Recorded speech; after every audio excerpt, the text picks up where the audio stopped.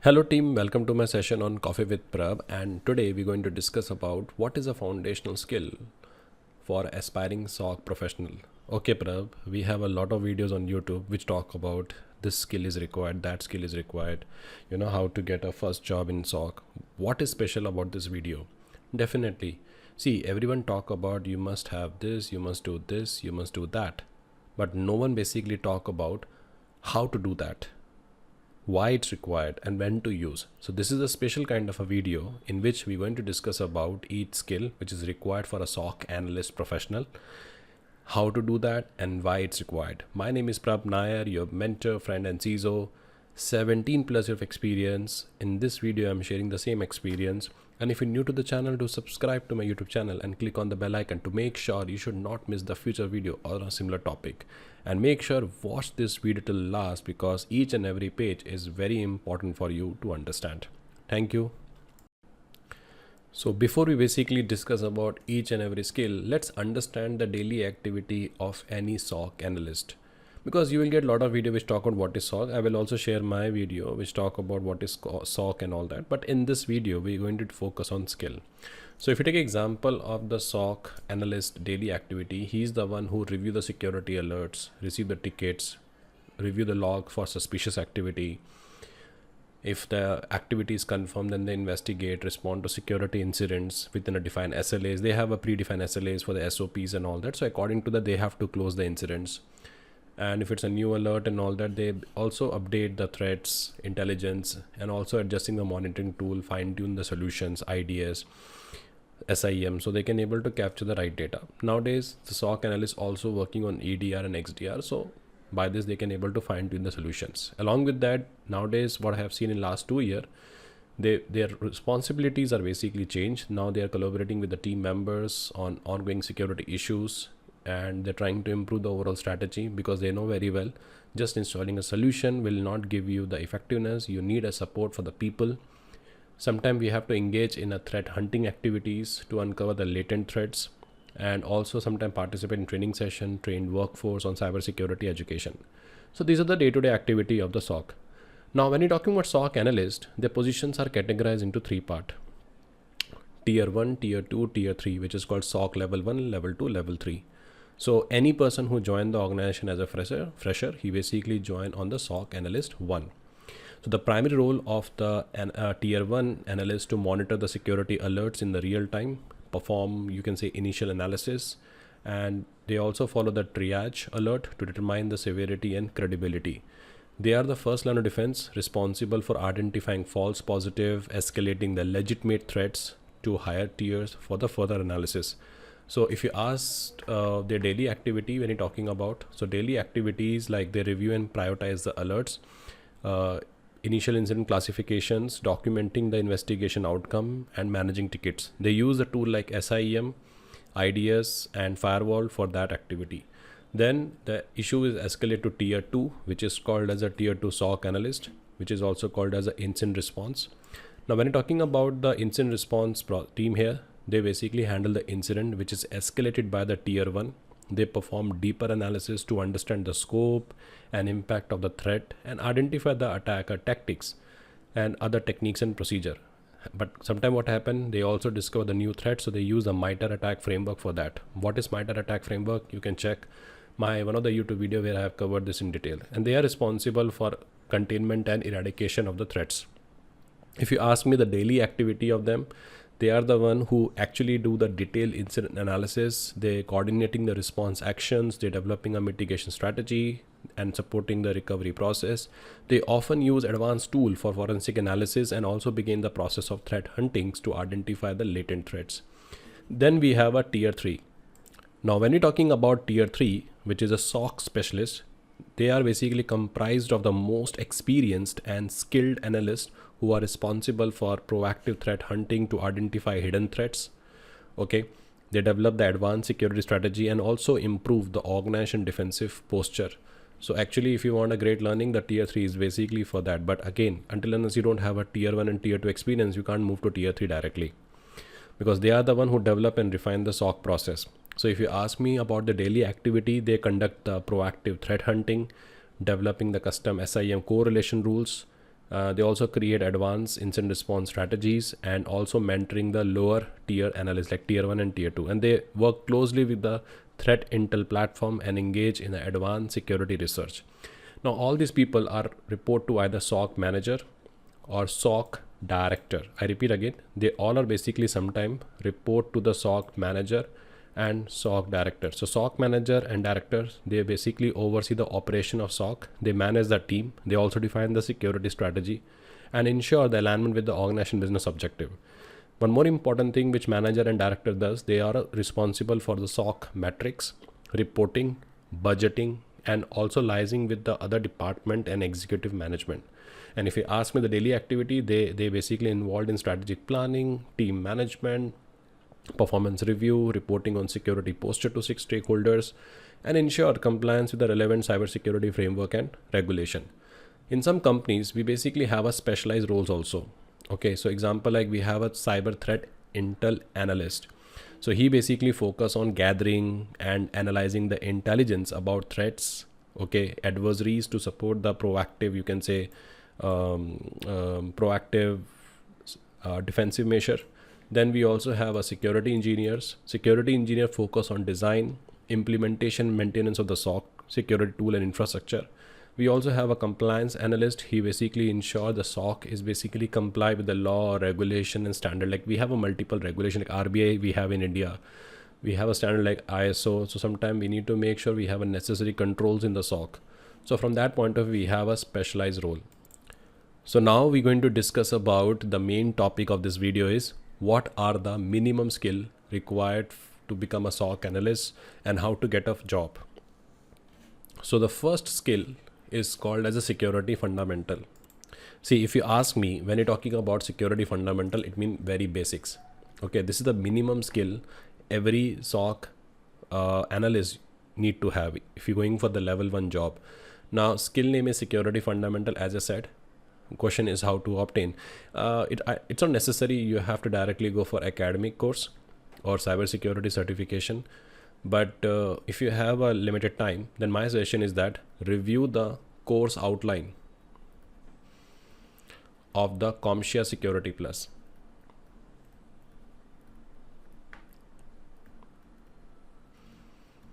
CompTIA Security Plus. And based on that particular content, use ChatGPT and YouTube, refer the content, or you can basically use YouTube video of Professor Messer. Okay, I will share it in a chat box. His videos are gold mine. Or if you can able to subscribe to Udemy videos, which is available in less than 450 rupees INR or $10 $20, then you can do that. See, if you go for some structure course which talk about security fundamental, it save your time. Okay, because you're not sure about what is security fundamental. So for us in a SOC perspective, understanding of the CIA, okay, how the network security works, what is the protocol, what is cryptography, OS security, Windows security, Linux security. This is basically called a security fundamental. And if you're getting this prescribed, you can say precise course outline, which is there in the Security Plus, it will be great. If you want to do the training of that, it will be great. Otherwise, with the Udemy videos and YouTube videos, you can cover those basics. It's humble request, whenever you're starting your journey in cybersecurity, be clear with your basics, because basics help you to survive in the industry. Now, question is, when you have this basic understanding, where you're going to use that? That's a question. Definitely, initial investment when you do, like example, you receive a ticket about incident and they talking about, you know, I click on one link and I believe it's a Trojan. So you should know what is Trojan. Or if your manager has sent you an email, okay, do one thing, investigate NTP traffic or DNS traffic, you should know what is NTP. So this is how you have to use this in a real time. Along with that, when you're preparing for this, a small suggestion for all the fresher who watching this video is get the clarity done. It's not something, okay, for the sake of reading, I read. No, understand how actually work. So example, we have a CIA triad, confidentiality, integrity, availability. Understand how the confidentiality, integrity, availability works. Understood? If you're talking about event and security event, what is the thin line difference? What are the different type of security events we have? So you should do deep in detail, or you try to teach someone else, or use the LinkedIn and share your content there. And why it is required? Because it helps you to understand how things works in the industry. So that's why security fundamental is very, very important. Then second most important thing is required is network security architecture. See, so are we assuming you understood about what is network, topology, OS and everything. Now you need to understand how device work, how the packet flow done. Okay, I'm not saying you need to be very expert in network security architecture, but you need to understand how the packet works between the two systems, like understanding of the OSI model and all that. Now, how to obtain that? Again, CCNA, CCNP security. These are the relevant content, or you can check their course outline and based on that refer the YouTube videos. Even when you're doing a CompShare Security Plus and their CYSA, it can meet your role. But what is required? Okay, so knowledge of secure network protocol, everything is required in this. And this is you going to use in your day-to-day activity because this is foundation. You should know how the packet works. What is a packet structure? Okay, what is a packet content? So that is how it use. And those who are going for the network security, understand each and every protocol, which is a relevant protocol like HTTP, DNS, DHCP, NTP. These are the protocols. Then understand routing protocols also, RIP, OSPF, IGRP, how the IP communicate in two different network. Why it's required? Because it helps you to understand how network works so that it is easy for you to investigate the issues. So that's why it's very important to have a very good understanding of the network security architecture. So next is basically called as a incident detection. The thin line difference between the incident and event is anything which is used to meet the business objective, but incident is basically impact in negative manner. So you need to have a understanding of how to detect incident. Okay, how to obtain that? Again, you can look for a specific product training in SIM. SIM is a tool which collect the log from all the source, correlate and provide the one uniformity of the event details to the security administrator. So my suggestion is that if you're going for incident detection, start with any tool which detect the incident and collect the incident. Like Splunk is there, we talk about the Splunk is there. Let me type that. So we have a Splunk.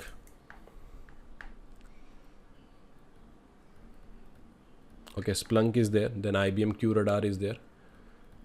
It is just my request, start with any tool which help you to collect and correlate. So it help you to build the foundation. I'm not recommending you that, okay, you have to go for a certification, but at least you should go for the tool. Okay, so there's a YouTube videos are there. Then there is a Udemy videos are there on Splunk and QRadar, how Splunk configure, how QRadar configure. Because when you go for even level 1 interviews and all that, they will definitely ask the question on, this Splunk and QRadar. What is required when you're going for a Splunk and QRadar is understand the behavior, understand the detection tools, make a proficiency in that, and where you're going to use is it help you to monitor the network traffic and system logs. And when you're going to read the incident detection, make sure you should also review the one tool which is called as a Wireshark, because it's very important for you to understand how the packet works, what is the content of the packet. And guidance for the fresher is basically understand the network system administration basics, study the attack patterns, example DOS attack, DDoS attacks, okay, Smurf attack, DNS hijacking, system hijacking, IP spoofing. You need to have such details to make a core skill of incident detections. And why it is required is it helps in the organization to detect and minimize the attack damage. See, simple is if you have a visibility about attack pattern, it is easy for you to block that. If you don't have a visibility about how the attack works, and if the particular attack occurs in the organization, you can't able to stop. So that is why it's very important for you to have a good understanding of network system administration, how DHCP work, how DNS works, what kind of a DOS and DDoS attack happening. For that, you have to study. You have to refer to a lot of blogs which talk about how this attack happened. So you need to study. Without study, it is not possible. Now, next important thing, you need to have a threat intel. See, I already have a dedicated topic on that. I will share that. But just for information, let's take example. We have a house A, we have a house B, and we have a house C. They have even installed a very strong physical gate. Okay, so they have installed a very strong physical gate. But still after that, there is one intruder. There is one intruder. He basically knocked the door and say, hey, I am from NGO. Please open the door. Based on the trust, they open the door and they attack the house. Then same happened in the house B. They said, we are from NGO. They opened the door. They attacked the house. C got the data from A. He got the data from B. Based on that, he planned the information. Okay, at this point of time, and with this kind of a pattern, they're knocking a door and they're basically attacking a person. The similar thing happened here. So they understood the pattern and they immediately apply their intel and call the police. So you can see that before incident occur, they predict that. So that is why in last 2 years, there's a great demand for a threat intel who predict the threats. See, it is easy for you to control the vulnerability because vulnerability you can see in your system, but we don't know how the threat is going to exploit the vulnerability.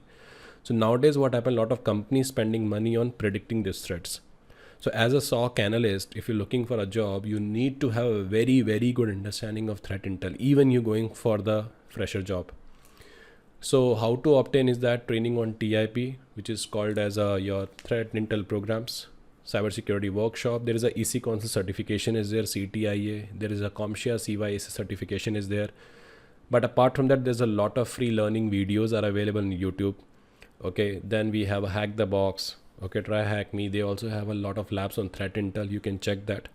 Okay, there is a one company who also offer a lot of free trainings, InfoSec Train and Blue Hills. So you can check that. Okay, which give you visibility about how to hunt for threat. There is a detailed video I made on how threat intel work. You can check that. Okay. Now, what is required when you learning the threat intel? What is required? You need to understand how to collect the data, how to analyze the packets, how to understand the attack and tactics. And this is basically where we use, if you grab this, it is basically used when you're informing a threat hunting, when you're responding to any incidents, unknown incidents, or when you're building a security strategy. Now, guidance for the fresher who watching this video is engage with the threat intel communities. A lot of communities are there. Okay, and use the OSNT tools, which is called as open source information gathering tool. So that is a tool you are using to gather more information. Reddit you can use. Okay, there's a lot of blogs on Reddit are there. We can join the community and you get a better visibility. The NetSec is there in a Reddit. But question is why it's required is because it provides the insight into emerging threats, and according to that you can able to block the attacks. So that is why in threat intel it's a very important skill.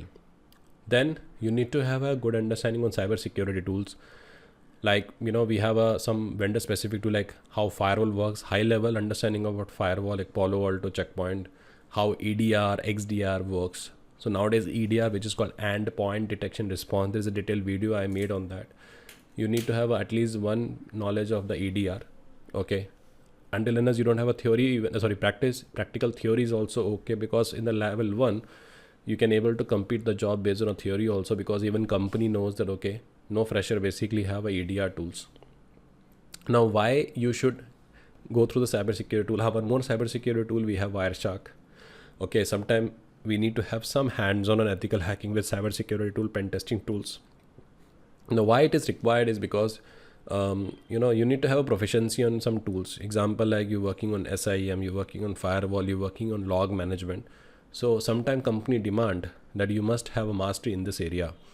Where it is used in the cybersecurity operations, wherever the tools are there, we use that.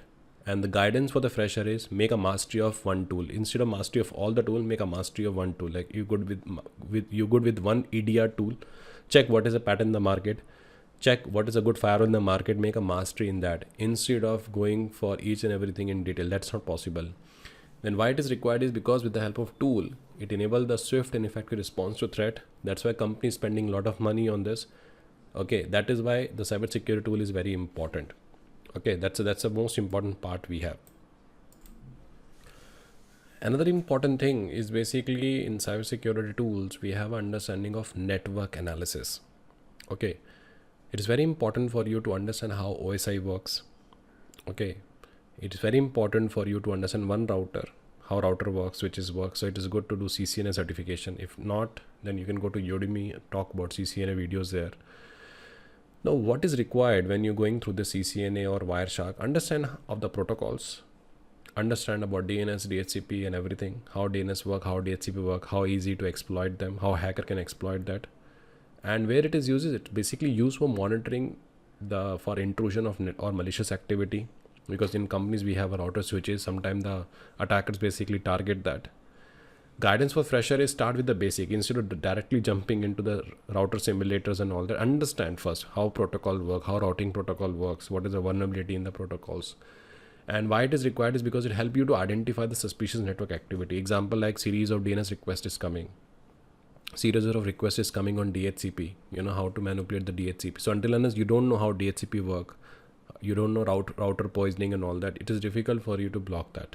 So it's very important for you to, understand the basics of network, how OSI model work, what is the function of each and every layer. Okay, Tenenbaum is a very good book, and understand about fragmentation, packet segmentations, message encoding, encryption on a high level. That is a very important thing.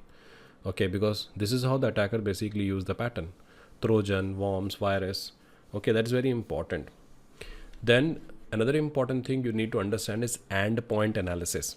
Okay, so when you're talking about endpoint analysis, nowadays a lot of companies using EDR. Okay, so you need to have a good understanding of EDR also. Okay, how EDR works. Theory is also okay. Okay, why it is required? Sorry, what is required when you're learning the EDR is analyze how the endpoint data works, endpoint data skill, identify the compromised signatures. Okay, where it is used is it basically used to investigate the alerts, forensic analysis, your incident response. And guidance for freshers is be familiar with the common operating system security tools, be familiar with the logs, LOGS, logs of the systems, pattern of the logs, which can alert the incident. And why is required? Because it is an easy target. Okay, understand the attack behavior of the system, understand the logs format.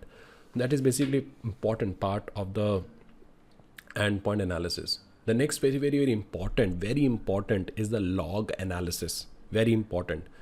Here, you need to understand different type of logs: system log, application log, security logs, event IDs. Very important. Special, you need to focus on some critical event IDs.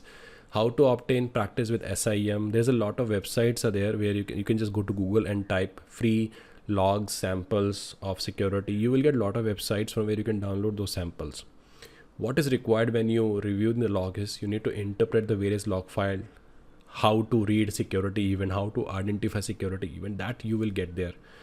And where it is used in a daily SOC operations and monitoring, that is basically required. And it is a guidance for fresher because understand the different log format, sources, practice. It's very important. And why it is required? Because by end of the day, all incident informations, okay, you will see in the logs only. And if you're not clear with the logs, you're not clear with the event ID, sorry, you won't get a job. And in the interviews they ask, okay, what is significant of event ID this? What is a frequent event ID used in the companies? So it's very important for you to understand the log analysis. Very important. Then we have a next thing which is called as a malware analysis. Okay, malware is now it's part of a data duty. So you need to use the tool like IDA Pro, Ghidra, and X64DBG for reverse engineering. Reverse engineering is all about reanalyzing the code. And you can also participate in a very online platform like VirusTotal hybrid analysis. It's very important because you need to know how the virus works, how the malware works, understand the context of the malware, understand the content of the malware. You need to also identify the author of the malware. And what is required is you need to dissecting the malware to understand the functionality, how it works. And today in the daily operations, it is basically used. That's basically there. So guidance for fresher is instead of directly jumping to the logs of virus, understand the fundamental operating system, programming language, especially C, Python. Utilize a free online resource such as malware analysis block. Okay, that something is very important. Why it is required? Because in a lot of companies, when system is infected with the virus, malware, ransomware, this is basically they use because they help them to reveal the malicious code and action not visible anywhere. That's the most important part. So next important skill a SOC professional need to have is forensic investigation, computer forensic investigation. See, when you're talking about forensic investigation, it is basically very important for you to understand how to investigate the incident. So nowadays what happened, the SOC team is very dynamic in nature. They are investigating ransomware, they're investigating how this attack happens. So as a forensic investigator, you need to have a very good visibility of the different type of tools. Like we have a NCase. Okay, so we have a NCase, we have a FTK, we have a AutoSpy.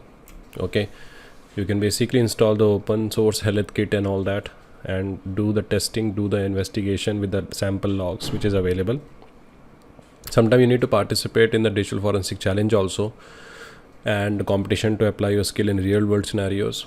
Because sometimes what happens if any attack happens on the server, you need to investigate the IP, you need to dump the OS information, dump the memory data.